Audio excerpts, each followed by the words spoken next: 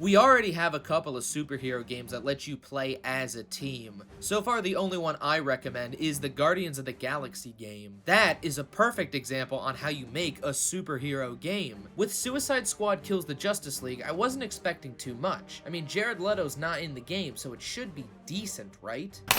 I'm an idea.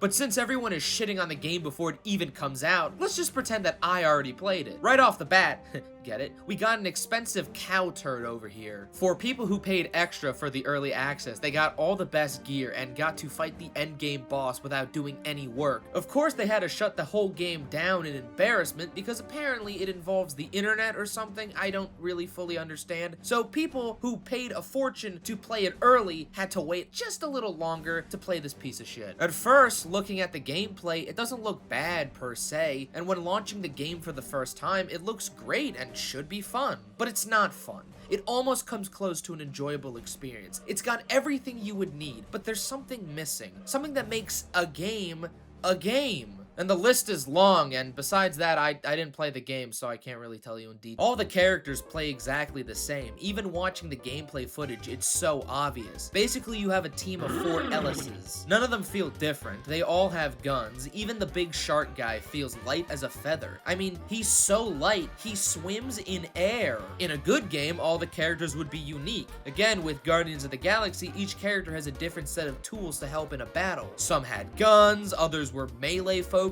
and one was a healer. The only thing that makes them different is the way they travel the empty city. It ain't no Sunset Overdrive, and it definitely ain't no Spider-Man. I mean, what the heck is happening over here? The story takes place 5 years after the Arkham series, which pissed a lot of people off because now, the best Batman in any game ever gets killed off in the worst way possible. I wouldn't mind the death of Batman if it was tasteful and written well, but it's just fucking silly.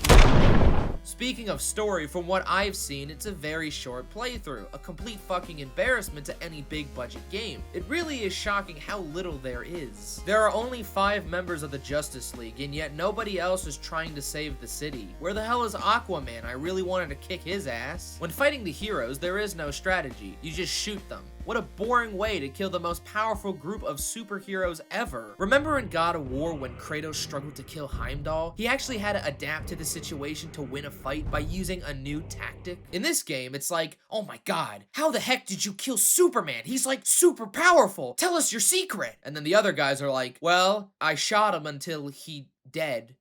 Oh. Even with the Flash fight, Captain Boomerang is like a mortal enemy, so he would know how to fight him, right? But turns out he offers nothing and just uses his gun, even though he has the Speed Force and the most annoying part of the game is just when the characters are talking to each other. Show a little class, man. Holy shit. Congratulations.